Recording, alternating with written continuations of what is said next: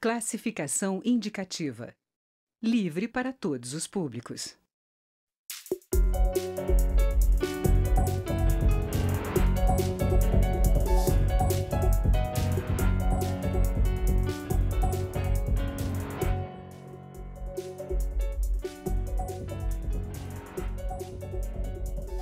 O presidente da Câmara, Rodrigo Maia, anunciou que pretende votar o projeto de reforma da Previdência até a primeira quinzena de julho, no máximo no início da segunda quinzena.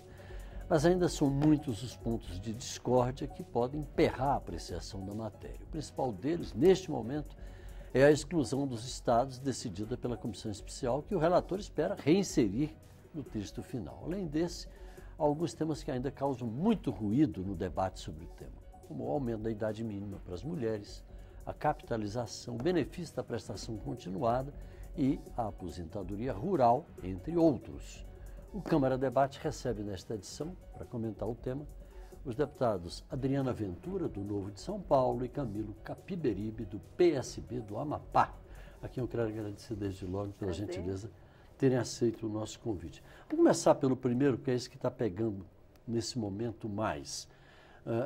Começando pelo deputado Capiberibe, a exclusão dos estados e dos municípios, o senhor acha que tem chance de voltar quando a matéria for apreciada em sua forma final? Veja, eu acho que na lógica de quem defende a reforma da Previdência, excluir estados e municípios é uma contradição, não faz sentido nenhum, a não ser que faça parte de uma estratégia política de pressionar governadores que estão ali numa posição mais confortável, de não querer se dizer qual é a verdadeira posição deles, e aí obrigar eles a vir e dizer, não, a gente quer também. Porque assim, ou você é a favor ou você é contra. Se ela é importante para a União, do ponto de vista fiscal, que é a grande questão que se levanta, ela deveria também ser para estados e municípios.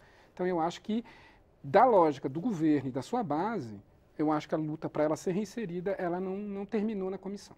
Porque, deputada Adriana, eu me lembro que durante o debate ficou muito evidente o seguinte, não, os deputados não querem que coloque estados e municípios porque vão se prejudicar eleitoralmente, estão pensando aí na reeleição, etc. Será que se vai conseguir superar esse entrave, digamos, político-eleitoral e reinserir estados e municípios? Então, eu acho que tem várias coisas, eu concordo muito com o que o deputado Camilo falou, porque, primeiro, que previdência não é um assunto fácil, é um assunto que mexe com a vida de todo mundo, é um assunto que as pessoas ficam muito incomodadas porque você está mexendo com o salário, com o rendimento delas, com a proteção delas, então já é um assunto difícil. E isso, numa arena política, é muito mais complicado, principalmente em alguns estados que são frontalmente, assim, contra essa reforma, se declaram contra essa reforma de uma... Então, é muito difícil para um político defender uma reforma e quando ele chega no seu estado, ele é rechaçado. Eu sou muito favorável à reforma, eu sempre me posicionei muito a favor, inclusive o Novo assim, mas o que a gente percebe é que os políticos, de uma maneira geral, temem depois nas urnas sofrer as consequências. Então, o que a gente percebe? Porque também foi criado um clima muito desfavorável, contrário a essa reforma. Junto à opinião pública, a gente percebe muito isso. Mas eu acho que isso já mudou bastante. Uma coisa é quando você sai de um fato, e os fatos são, ainda que tenhamos várias diferenças regionais que a gente precisa colocar na mesa e discutir, está insustentável já. Então, a Previdência já está quebrada, então nós temos que fazer uma reforma. Quando isso é colocado em números e todo mundo parte dessa premissa, as pessoas aceitam, sabe que vai ser difícil, mas sabe que ele é necessário para outras coisas, para geração de emprego, para a gente sair dessa crise. Não que isso vai resolver, mas é o primeiro degrau de vários outros. Objetivamente, já que vou falar de aumento da idade mínima para as mulheres, vou ter que perguntar à deputada Adriana. Como é que a senhora vê essa questão, deputada? Olha, então, eu acho que eu vou falar uma coisa aqui que muitas vezes eu fui muito criticada por outras colegas deputadas, inclusive. Eu acho um absurdo a idade da mulher ser menor que a do homem. Então, assim, como eu vejo a idade mínima ter sido aumentada, primeiro, a idade mínima, de uma maneira geral, ter sido aumentada, eu acho ela necessária, importante e indispensável. De uma maneira geral, tanto homem como mulher. Independente de gênero. Independente de gênero. acho, continuando, por quê? Porque isso, primeiro, garante uma maior sustentabilidade, a gente estava falando da questão da sobrevida, né? Então, não tem como uma pessoa se aposentar com 45, 50 anos e ficar mais 35, 40 recebendo benefício. E quando a gente está falando de um homem, isso ainda se aumenta por conta da pensão. Então, é um absurdo a gente não pensar nessa questão de idade mínima. E eu adoro usar, eu sempre uso esse exemplo, que vocês devem conhecer, que a gente tem que ter um mecanismo de ir adequando a idade, inclusive, de acordo com o encaminhamento da sociedade. Está envelhecendo, está demorando mais, está envelhecendo mais, né, por causa de tecnologia, por causa que estão vivendo muito mais. Que é muito bom. Então, Portugal era 65, já passou para 67 anos a idade mínima e já estão discutindo 70 anos. Então, respondendo a sua pergunta especificamente, ter uma idade mínima eu achei excelente. Eu sou ainda favorável a mulher ganhar igual a homem. Eu acho que tem algumas questões, tanto de mulheres como professores, e aí a gente entra numa outra discussão que eu acho profunda, que faltam políticas públicas adequadas para compensar algumas coisas, porque previdência não é nem para compensar, nem para reparar. Deputado Capiberibe. Não sei se é para contrapor ou para concordar. Eu acho que eu não estou no melhor lugar de fala, né? Porque eu sou homem para falar em defesa dos direitos das mulheres. A deputada Adriana, que está na posição correta, porque ela é mulher. Agora, do ponto de vista que eu também tenho uma companheira, tenho mãe, acompanho a vida das pessoas, eu vejo que as mulheres elas têm um diferencial muito grande, né? Inclusive, eu me lembro que, quando eu ainda era estudante, eu li um livro que me chamou muita atenção, de um economista indiano chamado Amartya Sen, chama Desenvolvimento como Liberdade. Ele tem um capítulo inteiro para explicar que a gravidez ela tem um impacto muito profundo na desigualdade entre homem e mulher, porque ela prejudica o estudo da mulher, ela prejudica a inserção no mercado, ou então, às vezes, ela implica na saída do mercado de trabalho das mulheres. Então, pelo fato de eu ter estudado, de eu conviver, eu acredito que se nós não conseguirmos ter um tratamento diferenciado, que entenda que a mulher ainda é hoje, apesar dos homens, alguns homens fazem esse movimento, mas não tanto, nós ainda somos uma sociedade muito machista, eu acho que esse tratamento diferenciado ele não é uma questão de privilégio, ele é uma questão de reconhecimento da importância do papel que a mulher tem, não só no trabalho, mas também na sociedade. Questão biológica. É uma questão, exatamente, se os homens ficassem grávidos, certamente eles iriam querer e já teriam um tratamento diferenciado. Posso falar uma coisinha? Sim, claro. Fui mãe. Eu entendo o que ele fala, principalmente porque tem muito, inclusive, empregador que vai pensar, vai ser de licença maternidade. De certa forma, mulheres podem enfrentar algumas dificuldades, mas tem mecanismos, tanto no mercado de trabalho, que a gente vê em outros países, que garantem isso. O presidente Bolsonaro disse, declarou isso abertamente. Não, ganha menos porque elas engravidam. Não, mas assim, por exemplo, tem países como o Canadá que existe, por exemplo, para cada gravidez dá 1 ano e meio, 2 anos. Existem maneiras de fazer isso, certo? Para poder fazer isso. Agora, o que a gente percebe é que a gente fala de salários iguais, direitos, a gente quer estar no mesmo patamar e com isso a gente começa a fragilizar. Eu acho que isso é reparação. E eu acho que a Previdência, a questão é que a Previdência, na minha opinião, não é para isso. A Previdência é para proteção social. A capitalização caiu lá na comissão especial. Os senhores acreditam que a chance desse, vamos dizer, desse formato novo de previdência, que é o sistema de capitalização, né, uma espécie de poupança que cada trabalhador faria para a sua aposentadoria, tem chance de voltar, deputado Capiberibe? Veja, Paulo, eu acho que essa vai ser uma grande batalha do governo, do ministro Paulo Guedes, porque quando você defende o projeto da Previdência, tem várias coisas que estão embutidas no discurso. Uma delas é de que sem a reforma não tem desenvolvimento. E uma das questões que o ministro Paulo Guedes elaborou para esse desenvolvimento acontecer seria a poupança que seria gerada pela capitalização. Sem a capitalização, praticamente cai o projeto de desenvolvimento com base numa poupança futura que vai ser gerada pela capitalização, pensada pelo Guedes e pelo Bolsonaro. Então, fica um vazio ainda maior. Por isso, eu acho que isso vai ser uma grande guerra no plenário, se não ainda na comissão, para a capitalização votar. O que eu acho que é o problema disso?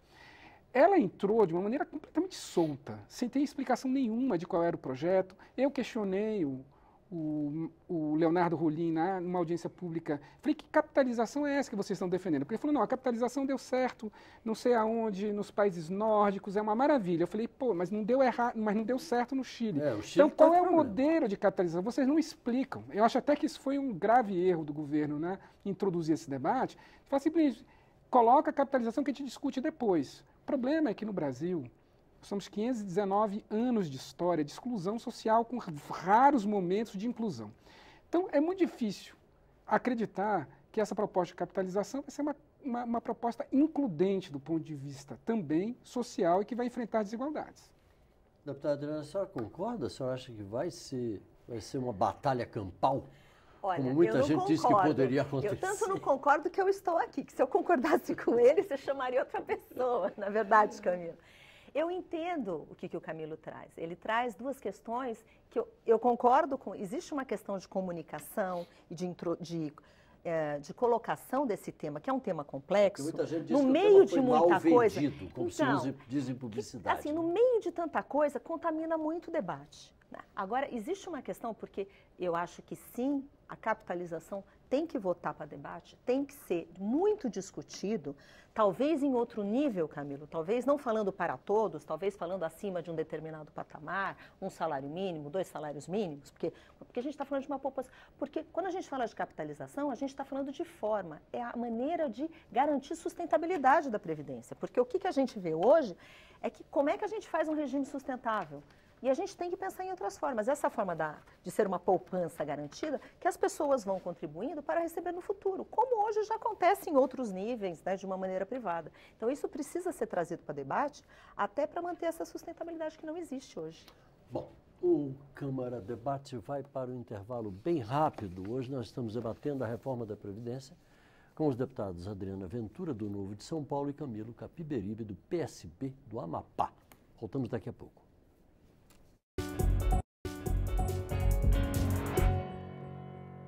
O Câmara Debate está de volta, estamos debatendo a reforma da Previdência com os deputados Adriana Ventura, do Novo de São Paulo, e Camilo Capiberibe, do PSB do Amapá. E agora o tema é benefício de prestação continuada e aposentadoria rural. Eu queria começar com a deputada Adriana. São outros temas muito polêmicos, tem dado muita discussão. Como é que a senhora enxerga a possibilidade desses temas, lá no final, chegarem ao plenário? Então, na verdade, assim, dentro desse relatório feito pelo Samuel Moreira, o debate foi muito contaminado também, porque nós pegamos temas que são mais essencialmente assistência e não previdência. E quando a gente mistura duas coisas, uma coisa que é mais assistência e não previdência, o que eu estou falando com isso? Que tenha caráter contributivo. O debate mistura. Então, o BPC, no caso, que era a proposta do governo... Benefício da prestação continuada. Benefício da prestação continuada, de receber R$400 a partir dos 60 anos, que realmente foi outra questão que foi mal colocada. Então, nós entramos até com uma emenda para ele ser opcional, falando, você pode continuar a receber por 65 anos um salário se você quiser. Bateu muito porque misturou com várias coisas. Então, o BPC e a aposentadoria rural tem que ser tratados à parte, porque são coisas diferentes. A gente está dando proteção social, mas através da assistência, porque são pessoas que não contribuíram. Essencialmente, isso é um programa de assistência, não de previdência. Eles vão continuar do jeito que estão, né? Um salário, provavelmente. E a questão da aposentadoria rural também é muito específica. Eu aprendi bastante nos debates e nas audiências, porque as pessoas trazem realidades que realmente, eu estou no Sudeste, assim, a minha visão é outra, até quando a gente estava discutindo as questões dos estados. Então, o BPC e assistência e aposentadoria rural vão continuar, na minha opinião, do jeito que estavam. Ninguém vai mexer nisso. Ninguém vai mexer nisso. Ninguém vai mexer nisso. Deputado Capiberibe, a sua opinião a respeito. Veja, eu acho, do ponto de vista, olhando o que veio do governo, o governo disse que mandava uma proposta para combater privilégios. Né? E quando mandou a mudança no BPC e a mudança na questão da idade da mulher rural, porque a grande mudança dos rurais era a mudança da idade da mulher trabalhadora rural, que ia aumentar de 55 para 60, e com isso o governo pretendia fazer uma economia de 50 bilhões em 10 anos. E no BPC, dependendo de quem você vê, a economia seria de 28 a 84 bilhões. Então você vê uma economia aí em torno de 80 bilhões feito em cima de categorias que são extremamente vulneráveis. Eu acho que até do ponto de vista político para o governo, o relator ter tirado foi assim um certo alívio, porque confrontava de maneira decidida e definitiva, sem nenhuma margem de argumentação. Claro, o argumento de que estava combatendo o privilégio. Você não combate o privilégio tirando de quem mais precisa. Então, assim, e isso afeta de maneira muito diferente as regiões brasileiras. Você tem aí regiões muito mais urbanizadas. Aliás, o Brasil inteiro está muito urbanizado, mas você tem regiões que ainda são mais dependentes do trabalhador do campo e tudo isso. Então, é isso que faz. Nós realizamos uma audiência pública e o que nós constatamos? Eu não sabia disso. Que a Amazônia, a região norte, é a região com a menor proteção previdenciária do país, onde menos pessoas recebem, onde quando elas recebem mais velhas. Você soube que era o Nordeste? Pois é, então veja bem, se descobriu que é o Norte e que a expectativa de vida é menor. Então qual é a minha preocupação como deputado que representa o estado do Amapá? Eu olho para isso e fico pensando, se as regras atuais já são bastante duras e excludentes, né, como é que a gente vai endurecer mais essas regras? Aí o governo manda, e foi aprovada, a MP 871, que endurece com o discurso de nós vamos combater fraudes, vai endurecer principalmente para cima dessas categorias que saíram do relatório, que podem sair da PEC, na apreciação da PEC 06, mas que já vão ser atingidas quando for implementada a política da MP 871, que já foi aprovada e que eu votei contra, mas que, entendeu? Nós já estamos sendo atingidos já que o senhor hoje. Tem interesse específico, já que é da região, o senhor acha que deveria haver um tratamento diferenciado, considerando-se esses vários Brasis que existem dentro do nosso país? Eu entendo a complexidade que é você fazer uma lei geral que atenda todas as regiões. São Paulo é tão diferente do Amapá, né? Imagina, a deputada Adriana vem de uma outra experiência totalmente diferente. Do mundo. Né? A minha esposa é paulista, eu conheço São Paulo, estudei em São Paulo e sou do Amapá. Então eu conheço essas duas realidades, mas eu sei que é muito difícil conciliar do ponto de vista legal, mas também é muito complicado você estabelecer direitos regionais. Isso aí é uma coisa muito complexa. O que o Brasil não tem, aí é um ponto muito claro, não tem uma política de desenvolvimento regional clara, não tem uma política de inclusão dessas regiões. Que eu acho, e nisso eu concordo com a deputada Adriana Ventura, não deve ser feita através da Previdência. Mas, na Previdência, também quem é do Norte, como eu sou, jamais vai votar em nenhum dispositivo que tire direito de quem é de lá. Então, por isso que a minha posição, desde o início, eu tenho olhado exatamente desde o meu primeiro pronunciamento, como é que isso atinge a população que eu represento. E desde o início eu tenho percebido, e não mudou com a apresentação do relatório, que ela tem sido muito dura com a gente. O senhor acha, deputada Adriana, que dá para fazer um tratamento que considere essas diferenças regionais num país da extensão territorial e dessas desigualdades todas, como é o caso do nosso? Olha, eu acho isso muito difícil e muito complexo. Ele já falou isso, acho que bem, eu não tenho muito o que complementar, mas eu vou um pouco além. Eu sei que existem questões de região, de diferenças, que elas existem. A questão é, cadê a política pública para resolver isso? Cadê as políticas que existem? Porque se a gente for colocar tudo isso na conta da Previdência, nós temos dois problemas. Primeiro, que a pessoa vai receber depois que já envelheceu, quando já está lá com seus 60 e tantos anos, e não no momento do trabalho, no momento da vida. E segundo, que a Previdência não aguenta. Não aguenta, porque hoje o que a gente vê? Vários problemas, as pessoas já recebem muito mais do que contribuem. Então, a matemática nunca vai fechar. E tem mais uma coisa também. Eu luto sempre por uma questão igual. Eu falo assim, todos são iguais perante a lei, mas cada um tem um critério para aposentadoria. Eu reluto muito com aposentadorias especiais. Eu reluto muito porque todo mundo acha especial, todo mundo quer ter aposentadoria especial e, na minha opinião, todos somos especiais. E é um assunto delicado, né? Eu queria pegar um assunto correlato. Toda vez que você está discutindo reforma da Previdência, se fala, peraí, mas o governo nunca se preocupou em, por exemplo, cobrar mais duramente das grandes fortunas. Qual é a posição sua, deputado Capiberibe, a respeito dessa possibilidade da gente conseguir arrecadar mais dinheiro, mais recursos, né, não pegando exatamente do médio ou do pobre, mas desses grandes? Dos que são verdadeiramente privilegiados, né? Veja, eu sou signatário de dois projetos, um que institui o que já está previsto na nossa Constituição, que é o Imposto sobre Grandes Fortunas, que vai atingir 29 mil declarantes, né, contribuintes. São 29 mil. 0,09% das pessoas que declararam renda têm grandes fortunas. Então, se a gente estabelecer uma cobrança de 5%, né, do que excede, por exemplo, a 20 milhões de reais, que você tem 20 milhões, está ali, ok, mas se você tem um patrimônio maior que isso, se você pagar 5%, a gente conseguiria uma arrecadação aí de em torno de 38 bilhões por ano. E também a volta da cobrança do imposto de renda sobre lucros e dividendos. Com essa, isentando dessa cobrança, quem recebe tem uma renda anual até R$240 mil, que essa isenção só beneficia os rentistas, os que são, né? Os verdadeiros privilegiados, os rentistas. É isso que, às vezes, me deixa muito desconfortável com o discurso que o governo faz, porque ele diz que vai cobrar dos privilegiados e tira o abono salarial de quem recebe 2 salários mínimos e passa só para quem recebe até R$ 1.390. Quem recebe 2 salários mínimos nesse Brasil não é privilegiado. No entanto, até o Rogério Marinho, numa outra audiência pública que eu participei, ele elogiou a restituição do imposto de renda sobre lucros e dividendos. Esse daí pode gerar muito mais. Se nós cobrarmos só de quem recebe mais de 240 mil por ano, nós já vamos conseguir 75 bilhões. Se nós estabelecermos uma alíquota extra de 15% de quem recebe mais de 320 mil reais por mês, a gente arrecada 85 bilhões por ano no total. Então, eu acho que aí a gente estaria fazendo um discurso mais verdadeiro sobre combater privilégio nesse país. A senhora concorda, deputada Adriana?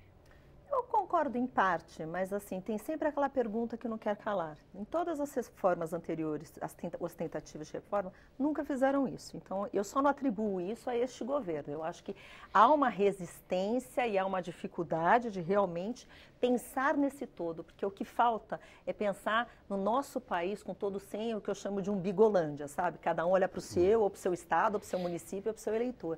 Então, falta essa visão mais macro, porque a questão de combate a privilégio, no per capita, pensando individualmente, mal ou bem, ela faz alíquotas progressivas, ela resolve a idade mínima, ela realmente coloca políticos também sob o teto do regime geral, seguindo o regime geral e também servidores, então, como já tinha e foi regulamentado. Então, eu acho que, de uma maneira, tenta atacar privilégio, sim, mas existem essas questões que você falou da classe mais baixa que realmente precisa olhar. Agora, por que não fizeram antes também? Faz 20 anos que deviam ter feito isso, por que não fizeram? Então, é uma coisa que todo mundo tem que pensar. Agora, nós temos trabalho para fazer, Camilo. Resumindo, é isso. É verdade. É que, na verdade, Paulo, os grandes privilegiados desse país são quem mandam no Brasil, até hoje, desde que Cabral chegou aqui. Então, por isso que o Brasil é um dos países mais desiguais do mundo. E aí, por isso, não se faz. Isso aí, infelizmente, em nenhum momento se conseguiu fazer. O PSB está propondo que a gente faça esse debate agora, e nunca é tarde para começar, deputada. A gente acha que a gente deve, nesse momento, juntar forças para combater privilégios reais, que são esses de desonerar os grandes poderosos. Eu não poderia concluir sem me referir a uma questão que ultimamente entrou também muito fortemente nesse debate, que é a destinação de 40% do FAT, recurso do Fundo de Amparo ao Trabalhador, para a Previdência. Muita gente dizendo, não, peraí, esses recursos são fundamentais para incrementar políticas de interesse dos trabalhadores. A deputada Adriana concorda com esses 40% para o FAT? Na verdade, não. Assim, a questão do desvio do FAT para tirar do BNDES para custeio de previdência, eu particularmente não concordo com isso, porque eu sou professora de empreendedorismo, então, quando a gente pensa em BNDES, a gente pensa em desenvolvimento econômico, a gente pensa em geração de emprego, que é o que todo mundo precisa, né, com tantos desempregados que tem. Você pensa em dar recursos para as pessoas investirem, para fazerem coisas. A gente está pensando, como é que você está tirando isso para custear a previdência, que é um saco sem fundo, sem sustentabilidade? Para finalizar o nosso debate, deputado Capiberibe, sobre esse tema, qual é a sua posição? Eu concordo nisso aqui, assim, a gente está num acordo total aqui, PSB e Novo. Então não tem debate, é jogo de empate. Nesse ponto, você não percebeu, não? Não pode, veja, nós não podemos permitir que o BNDES seja esvaziado. Nós não podemos permitir que instrumentos de desenvolvimento que o país construiu ao longo de décadas sejam desmantelados, porque isso também é um subproduto que estão querendo impor para a gente com a reforma da Previdência. Bom. Já acabou? Pois é. Vai ter que chamar de novo. Pois é. Ah, não é, Pois já, Camilo? Tá pois já divertido estão isso. convocados. Essa edição do Câmara Debate fica por aqui. Nós queremos agradecer os deputados Adriana Ventura, do Novo de São Paulo, e Camilo Capiberibe, do PSB do Amapá, pela participação. E a você que nos acompanhou, se quiser assistir novamente a este programa ou a qualquer outro programa da TV Câmara, é só entrar em nossa página no portal da Câmara dos Deputados ou acessar o nosso canal no YouTube. Obrigado pela audiência, um grande abraço e até a próxima.